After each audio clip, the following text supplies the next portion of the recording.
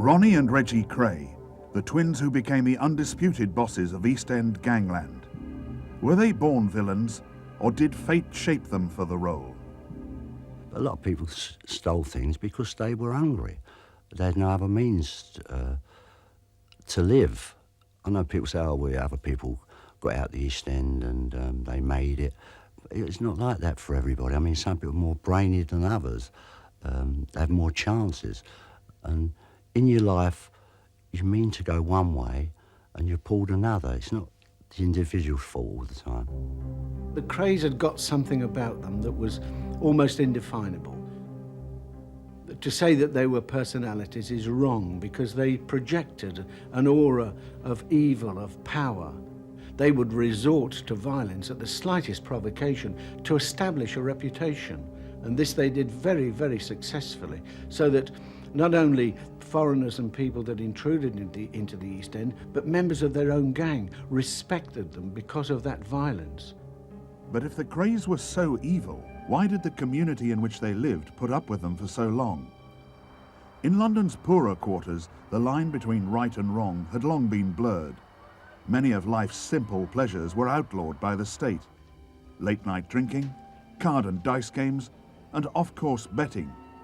I mean, I lived in a place called South Grove Buildings. It was a big old block of flats.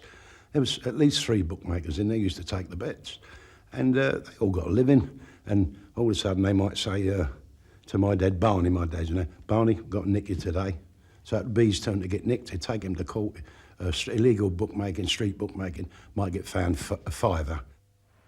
The East End contained many illegal drinking and gambling clubs, which were frequently targeted by the police. People were in there playing cards, and then the police would raid it. They'd take them to the police station and have to appear in court next morning, get fined 10 shillings, 5, whatever it was in them days. And that's where the people thought, what are we doing wrong? All we're doing is playing cards. We're not doing anything wrong. And they're arresting us. And so they lost their respect for them. Down the East End, the police were sort of natural enemies in some extent. And people didn't come running in with information unless it was to their benefit. Because there was so little respect for the law itself, many East Enders were unwilling to call on the police to investigate even serious crimes. They're a community of their own.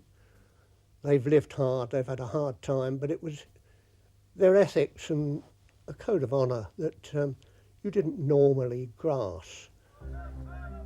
But this code of honour exposed the community to exploitation by professional criminals who turned it to their own advantage. In the East End, the law that was enforced was often the law of the Kray twins, Ronnie and Reggie.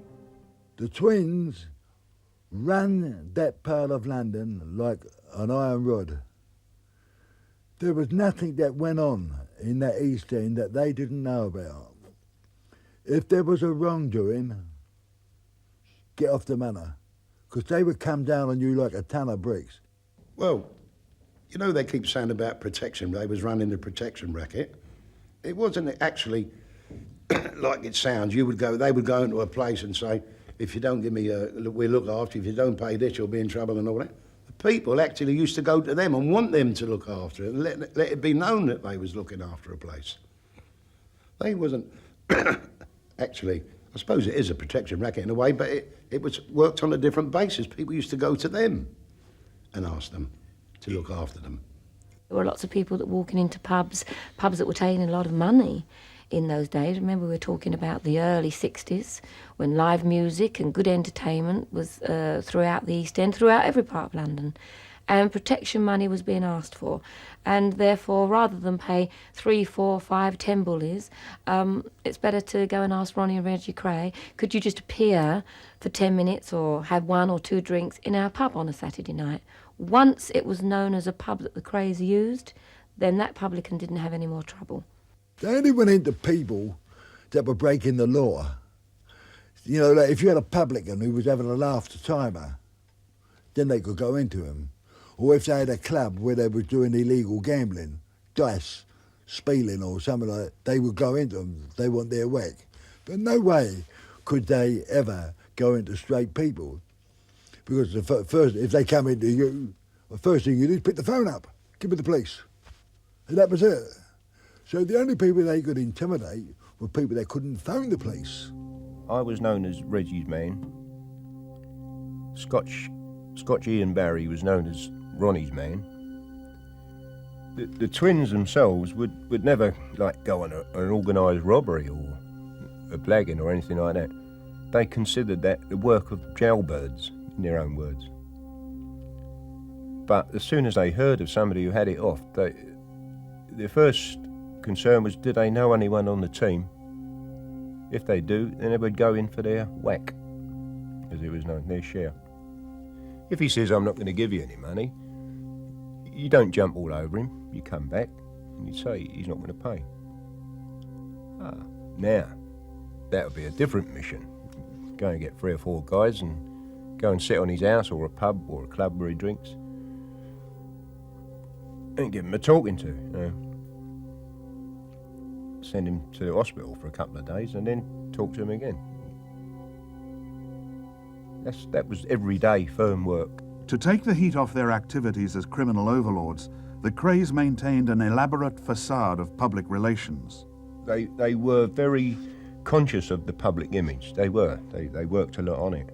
And so what they would do is hire or use one of their own clubs and let it be known that they were organising a charity night.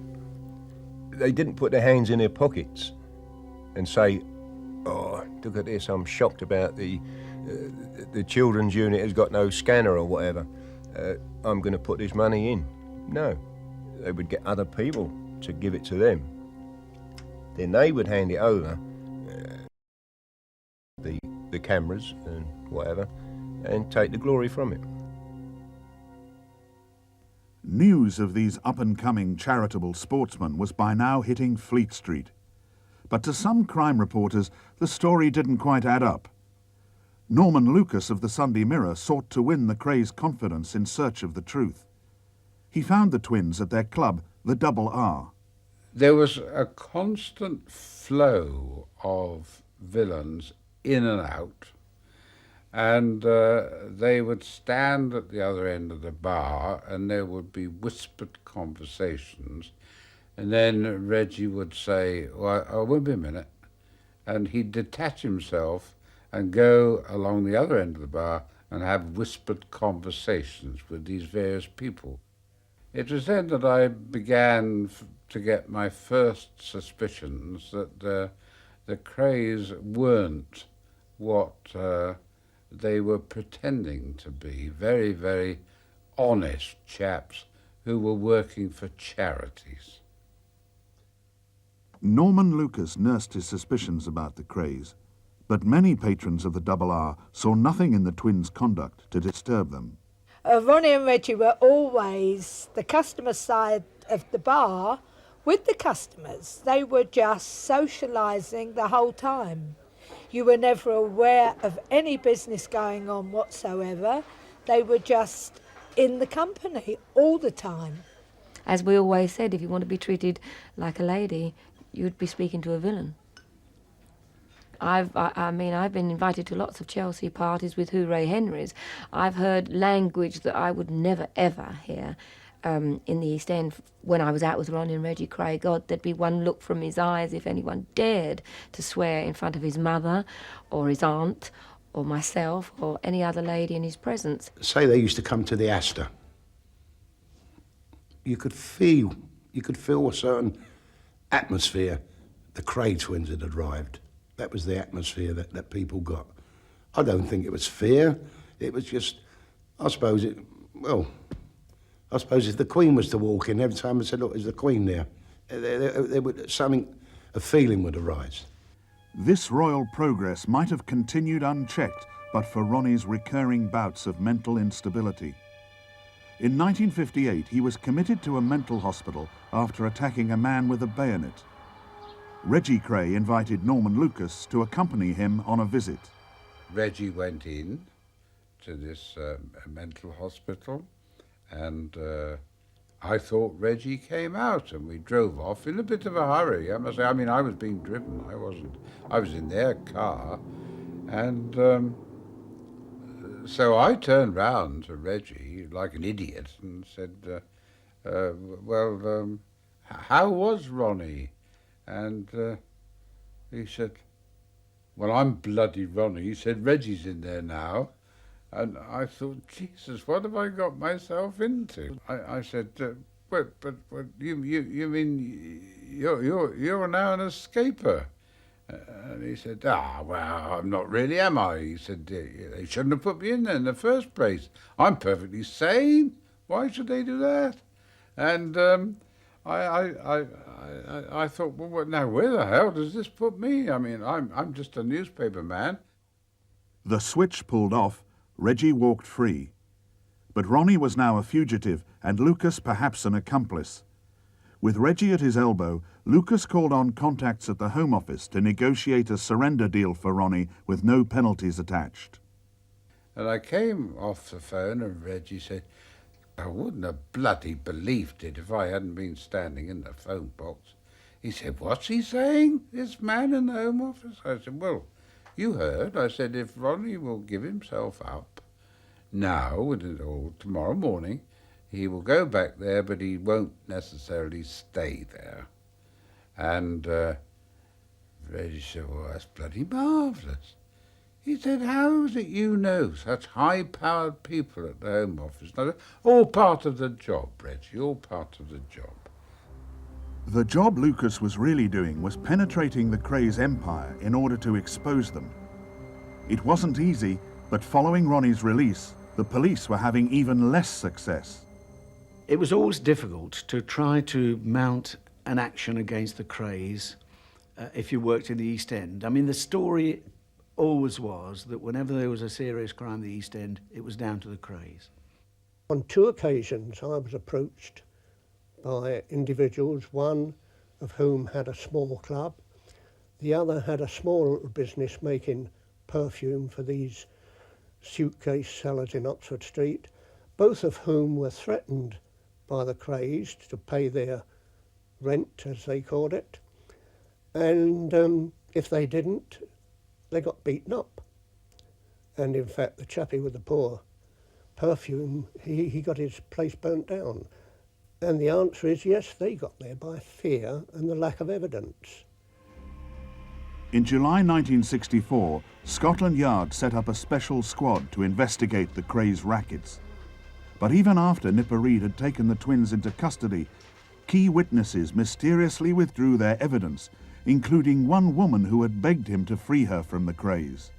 When we said that we were taking these people away, they were going to be arrested, she fell down on her knees and grasped my legs in her arms and said, thank God, you've saved my life. And I said, we'll come later and take a statement from you, thinking that the next day would suffice. But the next day, of course, as happened in those days, we'd arrested the Krays at 1 o'clock in the morning. They were charged and they appeared at court the next day. On that day, when they appeared at Old Street Magistrates Court, this lady, now resplendent in furs and high-heeled shoes, was there, all very nicely dressed, and saying, Mr. Read, I'd like to stand bail for my good friends, the Kray twins. And so Read's first bid to jail the Krays collapsed. With Ronnie and Reggie back on the streets, they seemed invincible. But crime reporter Norman Lucas had hit on a sensational story. Lord Boothby, a leading member of the House of Lords, had been caught up in a homosexual relationship with Ronnie Kray. Ronnie didn't hide the fact that he was a homosexual. No. He liked young boys, young men. There were writers, there were the politicians, like the famous ones like Boothby, Dryburgh, and a few others. Supposing Ronnie might fancy a showbiz, so he used to put what they call a W out. It's a warrant. Anybody can get him back to the twins would get a payment of some sort of cash. We were all up the West End somewhere one night in this well-known Chinese place, and we saw this guy sitting on his own. And Ronnie spotted him and said, "Who's that?" And somebody said, "That's Cliff Richards, an up-and-coming star, you know." And, I'd like to meet him, you know. So straight away there's a W out for him. If anyone can get him in to a meet, that's all he's got to do. old Clef, I don't particularly like his singing and all that, but he don't seem a bad guy. I wouldn't hate to see him involved with that sort of person, you know. I thought, well, this has gone far enough, and now I think I should write an expose news story. I knew that once I'd done that, I was finished as far as the Crays were concerned, but it was a story which, in my view, needed to be published, and everybody needed to be made aware of what they really were, so that no more titled people or prominent show business people should be caught up in their web. The problem was the sexual revelation at the heart of the story. The newspaper was delighted with the scoop and wanted to run it. Lucas himself was not so sure. I said, well, we can't. We can run the story about their association with a peer, but we must not use the word homosexual, because who are we going to call if Boothby sues? Who can we call to prove this? We'll be sued for libel. But Lucas was overruled. The newspaper's lawyer, Philip Levy, worked out a formula to protect the Mirror from a libel action. And Levy said, well, as long as you just say that Yard are probing a homosexual relationship between Ronald Kray and a peer, you will be safe. And but don't mention Lord Boothby's name. The allegation was inserted into Lucas's story. The Mirror went ahead and published. But then, of course, the walls came tumbling down on the Monday, because Boothby did the most cunning thing in the world. He wrote a letter to the Times saying, everybody says this is me. And on that basis he sued us and got £46,000 damages, which, as I learned just 48 hours later, after he got the money, he was forced to hand over to the Crays, who blackmailed him and said, well, if you don't, we will say this is a true story. Now the Kray twins seemed untouchable, but the old demons of paranoia returned to haunt Ronnie.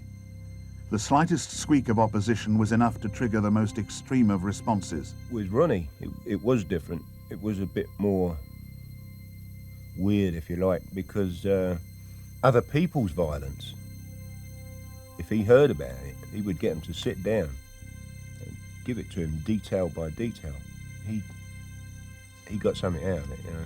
He was definitely Freddy Krueger type person, you know. I mean, Ronnie would smash somebody. He would literally smash them, you know, with whatever he had in his hand. Doesn't matter if it was a hammer, a bayonet, or an axe, or whatever. He would just slice somebody for the wrong word.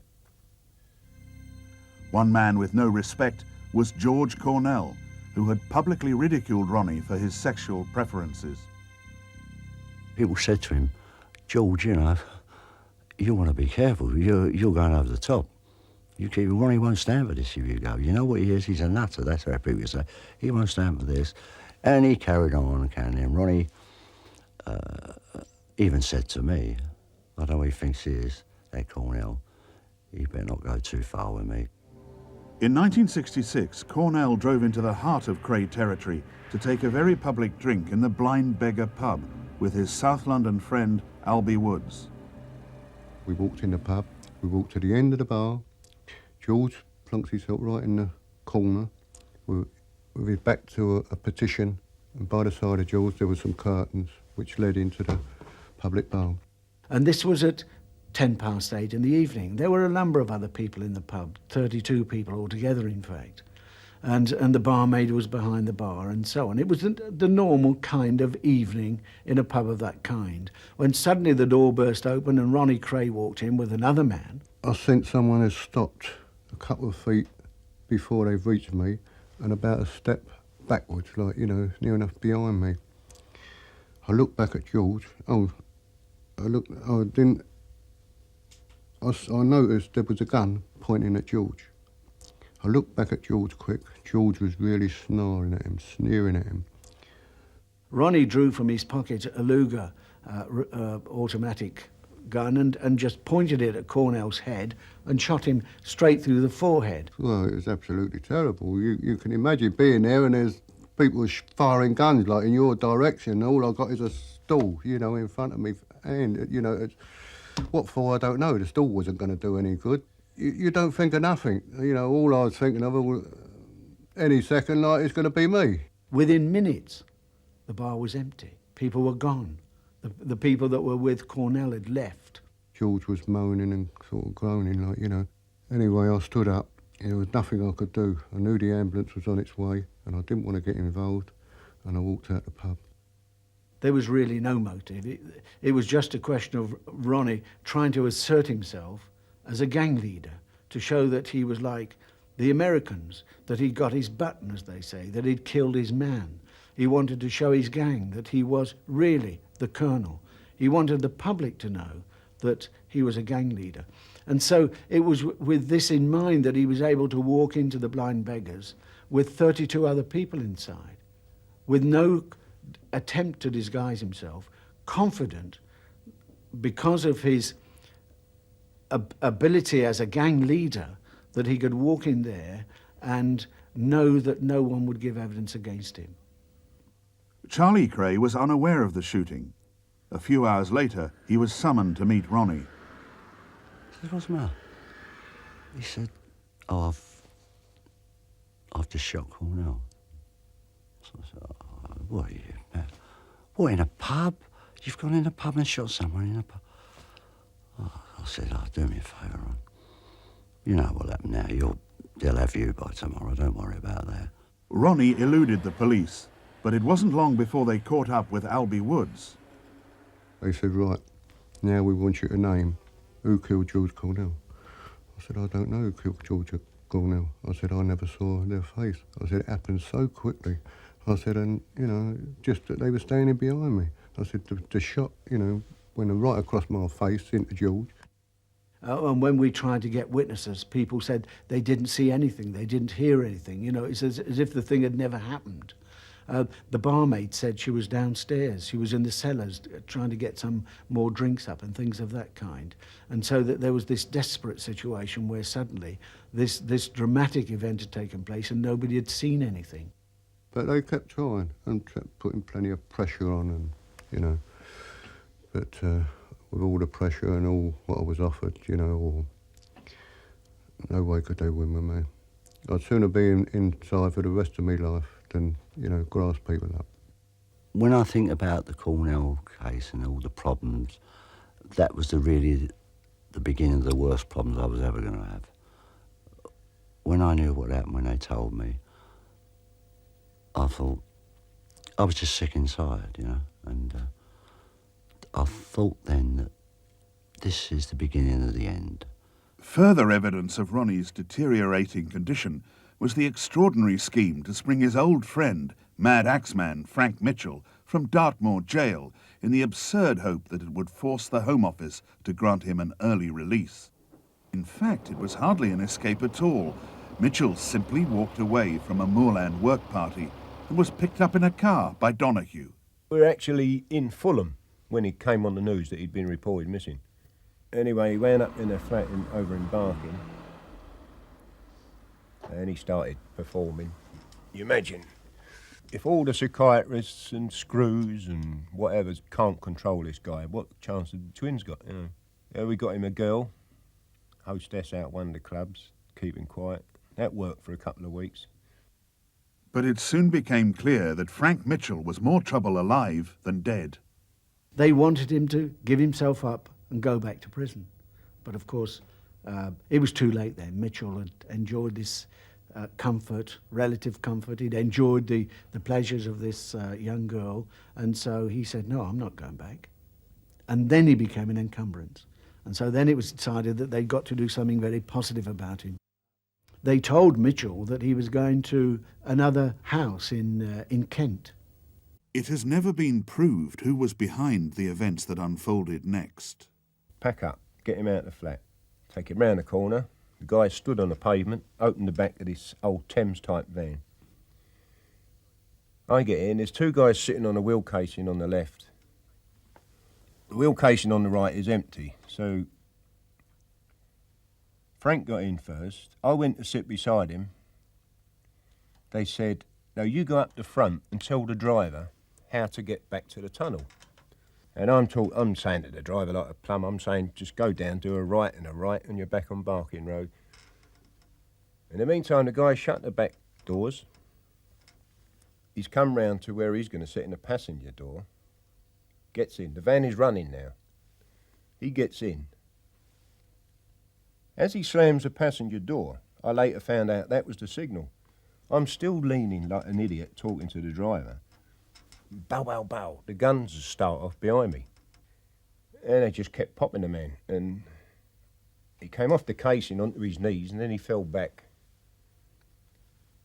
And these bullets were going all over him. Then he sort of went still. And one of the guys leaned over and put 3 shots in around the heart. You could see his shirt jumping. And now we're moving. We've done the first right. We're going up. We've got to do the next right. All of a sudden, there's a groan. So the guy said, he ain't dead. Give him another one. I'm empty. Now, I'm started thinking, I've got to go as well here. I'm piggy in the middle. Yeah. I was pleased to hear one guy's empty. Anyway, the other guy puts the gun behind his ear and pop. That's the last shot that was fired. Now I'm thinking, the next thing I can do is dive in this cab amongst these two and just start kicking and punching till I can get out. I'm firmly convinced I'm going to die. Anyway, we now come back up to the old Barking Road. So I said, right, all you got to do, drop me off here. Hopefully. So the back door was opened, I got out.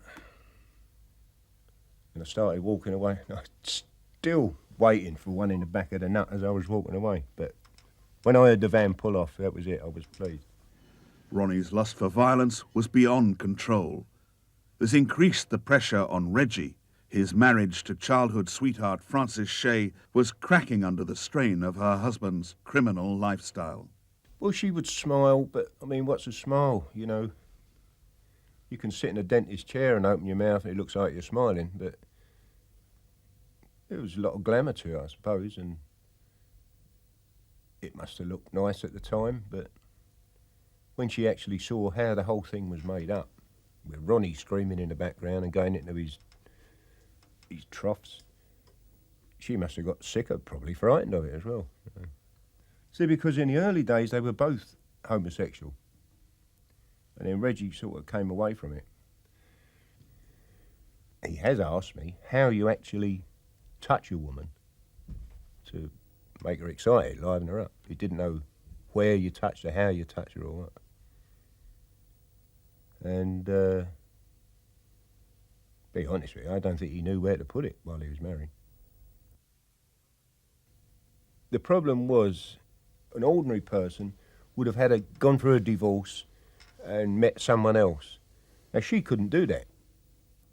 If you can imagine some handsome young chap falling for Ronnie Kray, and Reggie heard about it, you know, he's going to have his legs cut off. You know, so she could never have another life, sort of thing. Just 2 years after her celebrity-style wedding, Ronnie Kray killed herself with an overdose of sleeping tablets. I've never known anyone in my life to idolise someone like he did her. He really did idolise her. And when she died, it slaughtered Reggie. He was taking tranquilizers, he was drinking, and he was never in a right frame of mind for a long, long time. It just crucified him. Distraught with grief, Reggie Kray was unable to help Ronnie in his desperate struggle with madness. If you went to the house, you would see him sitting in his armchair and he'd be like this. He'd be chain smoking and he'd be popping these heavy pills and scowling. He used to scowl a lot. And if somebody said something, it'd be like a general conversation going on. And if he wanted to listen to one particular person, he'd shut up, you. And now you knew it was time to shut up, because, see, with Ronnie, you could say to him one day, time to go down the caravan or something, you look like you're putting on a bit of weight. That'd be okay. You could say exactly the same thing tomorrow. And you would have to fight for your life. Still no one dared to give evidence against Ronnie. But any chance he might have had of getting away with the murder of George Cornell was smashed the night his brother Reggie killed Jack McVitty with a carving knife. Jack was a man who had to have a drink and a good time. He was a typical what you call a villain. He was over the counter, and what I mean by that, he'd been convicted of bank robberies, he had a record of violence. I'm just giving you a background of what Jack McVitty was like. And it came at a point where I think people started to get a bit fed up with him, bad-mouthing people. All of a sudden, Reggie walked in. Now, right away I knew something was wrong, the way Reggie was reacting. We'd all been drinking that night, because he was biting his lip, Reggie. He wasn't sure, I always got the opinion he wasn't sure what was going on. And he said, who's downstairs? So I said, well, it's me, Chris. And no, it's Jack the Actor. And I went, yeah. And he bit his lip. I come upstairs to get a packet of cigarettes out of the machine, and Tony Barry's walking towards me, the club owner. And he says to me, there's a party around at Blonchel's. So we go down to Blonchel's house, which is Nevering Road, and we're having a bit of a joke on the way down. And we go in, and we go down the stairs, and Jack goes running in the room, where's the party, where's the party? When I walk into the room, I see Ronnie over in the corner, watching television. And the next thing, Ronnie pushed past me, went hello Tony, and he hit Jack under the eye of a glass, a gin glass, little glass it was, and he cut him under the left eye. But the next thing that happened, Reggie got a knife in his hand, and Hart pinned him for some reason, got hold of him, and he let him go, and Reggie tried to shoot him, but the gun failed to go off. It's a 32 Mauser. It was a brand new one. Come on, I mean, I don't believe this is happening. These are professional people. I mean, these are the most professional villains in London. You don't do these kind of things. I thought, what have I got myself involved in here? And I said to, I think it was Connie White, I said, Connie, I don't want no part of this. This is so out of order. And Ronnie Kray came out and he said, what's the matter with Chris? And Connie said he didn't come down here for this. In the meantime, Jack jumped up, and this is what exactly happened. He walked over to the window and he punched the window, and the words he said were this, who do they think they are? And he punched the window in temper. And for the first time I was scared. That's what I really felt. I've never told anybody that. And in some ways I felt a coward. There was a part of me wanting to run in and just help the guy out. And a part of me held back because Tony was there, and I mean, I didn't know what he knew or what he didn't know. So I'm really on the horns of a dilemma, you know. Whichever way I turn, I mean, I've got a sword hanging over my head. When the gun failed to go, I thought that would be it. But then again, I look back on it and I think to myself, he had to go. You couldn't leave him free now. We'd set him up. We'd put him in the middle. There was no way out. Whatever way it did, he's going to have to go. The next thing that happened is a carving knife is thrust into Reggie's hand. Now things are moving fast, and all I saw was the knife. He must have stabbed him twice within seconds, because I see him sag, and the next thing that happened, Reggie done him in the neck, and the knife arched. And I turned away then, and as I turned around again, I saw the two Mills brothers running out of the room. And there's Jack on the floor. And he had a gash in his neck, which I would say went a third of the way around his neck.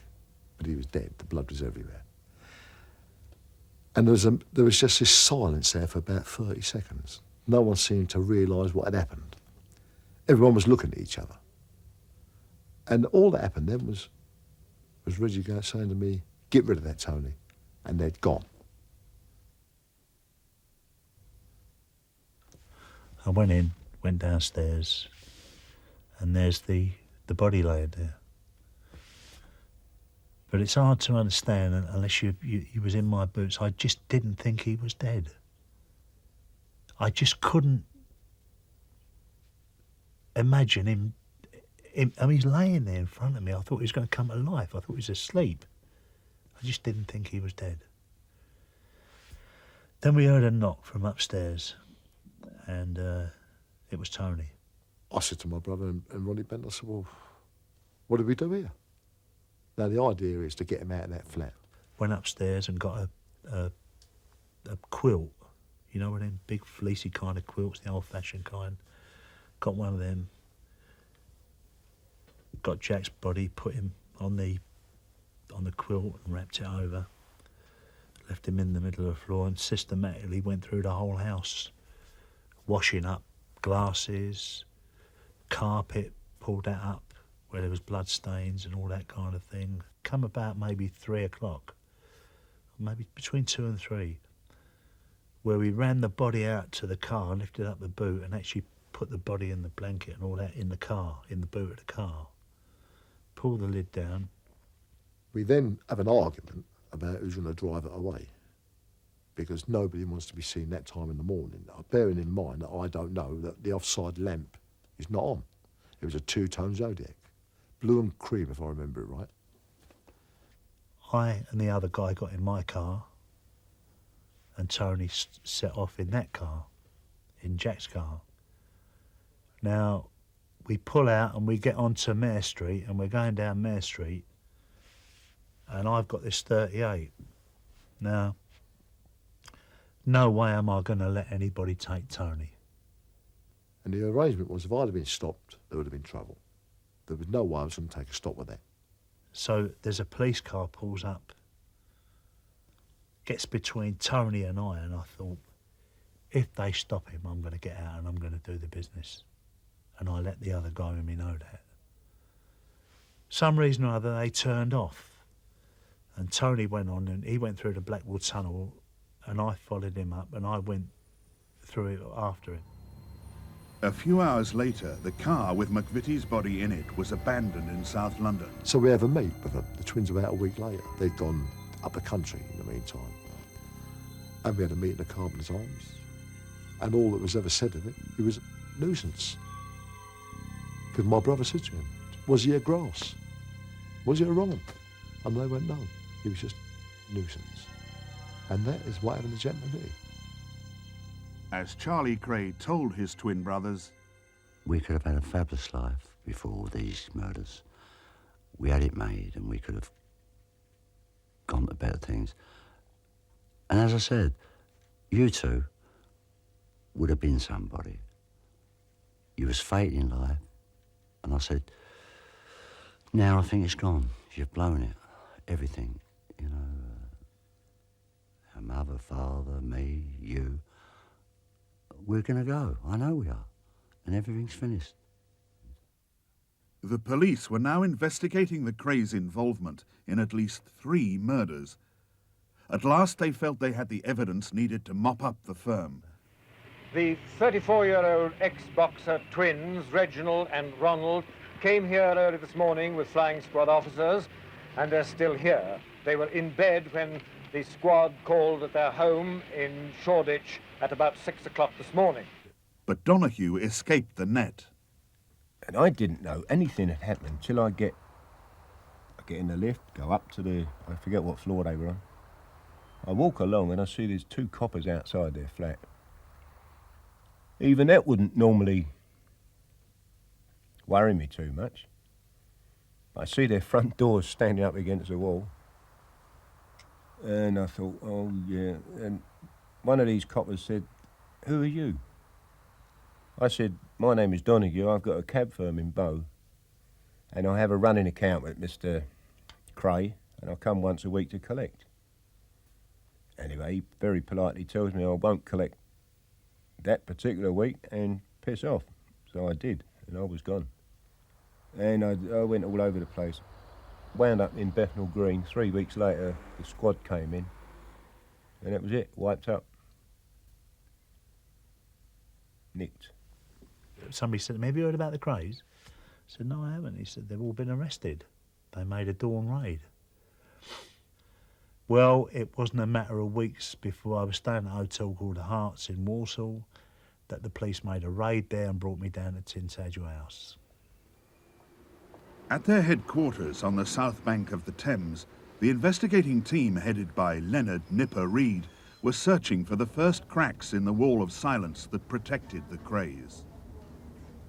You see, this was a conspiracy between a number of people. And when you get that situation, unless one or other is prepared to give evidence for the Crown, then it's impossible to break that silence. I tried it, as I've explained, with 3 of the participants, and all of them had rejected my overtures. And Nipper said, well, do you want to talk to us now? So I said, no, I don't want to talk to you. Why should I want to talk to you? We are asking you what you know about the murder of Jack the Hat McVitty. I said, I don't know nothing. Well, as we've got it, you were there but took no actual part in the murder. In fact, you quietly protested about it. I said, I don't know what you're talking about.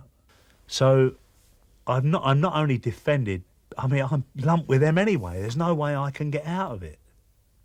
If I want to change solicitors, I'm going to offend them. You understand what I mean? So really, there was no way of even fighting the case.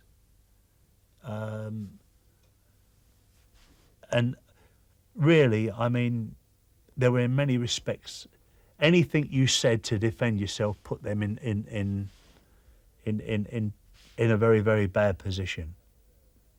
So invariably, we said nothing. As far as the twins were concerned, it didn't happen.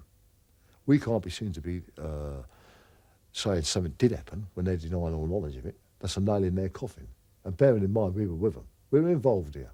It's not our row, but we were involved. So we've got to sink with them, whether we like it or not. People have said to me many times, I wouldn't have done that. But they haven't got to look in the mirror. It's me who's got to look in the mirror at the end of the day. And I have to live with that. And I couldn't stand the thought that anything I said would help to convict men and put them down for that length of time. But the persistence of Nipper and his team was rewarded. One after another, former Kray associates broke the criminal code of silence and turned Queen's evidence. Anyway, I go up for a solicitor's visit, it's called. I walk in the room, there's the twins and Charlie Kray and old Manny Freedy sitting down. There's an empty chair for me. So we're all sitting down. So they say to me, what do you reckon? I said, well, this is what I've made, notes I've made. Reggie takes the notes, reads them, and just ripped them up. When he sees this, Freedy, he gets up, he says, I'll go and get another chair. Who for? We're all sitting down. He just wanted to be out of the room so they don't hear. Ronnie says, don't bother with notes, Albert. He said, what we're going to do, Scotch Jack is going to hold his hands up for Cornell. Young Ronnie's going to hold his hands up for Jack the Hat. And we want you to hold your hands up for Mitchell. And we'll take all the violence and frauds. What a wonderful chap, you know. So I looked at him and I said, no. And wow, the temperature went down in that room about 10 degrees straight away. And they just staring at me. So that was it. I am now off the firm. Freedy comes back, smells it, and he said, my boy, just because you're not a Kray doesn't mean you won't get the same treatment. I said, yeah. Finish. Donahue trusted his instinct. He pleaded guilty to a lesser offence of being an accessory to murder and was sent to prison for 2 years. The most damning witness of all proved to be Ronnie Hart, the Krays' own cousin. Once Hart had decided to tell us who was present, what their involvement was, and the fact that they were present, of course, makes them guilty of the murder, indeed as guilty as Reggie Kray had actually wielded the knife. Once he had given that evidence, we could charge all of them, which we did. He said, you want to go down with him, you're going to go down with him. Don't stand no nonsense off him. Charge him. Ronald and Reginald Kray were sentenced to life with a recommendation that they should serve a minimum of 30 years. Chris and Tony Lambriano were also sentenced to life. They didn't come out for 15 years. Charlie Kray was sentenced to 10 years for being an accessory to murder. But in the East End, there were mixed feelings about the verdicts. When the twins finally got nicked and they got found guilty and what happened to them, I was very, very upset, because even though people think they was murderers, villains, gangsters, I mean, there's a lot of people done a lot worse than them, got a lot less for it and still getting less for it. And in a lot of people's eyes, they'll still go as two nice boys, even though it's might strange sounds to you. They will still be known as two nice boys.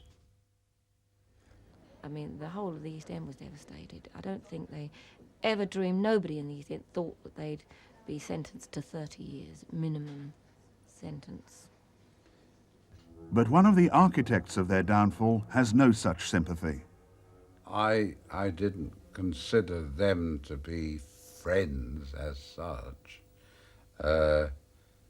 Okay, I enjoy having a drink with anybody, and I enjoy listening to anybody's stories of this or that. But I felt that at the end of the day, I was going to get a first-class story out of it, possibly a book, a feature series, and do a public service in exposing them. And I had no scruples about using them and conning them as much as I could.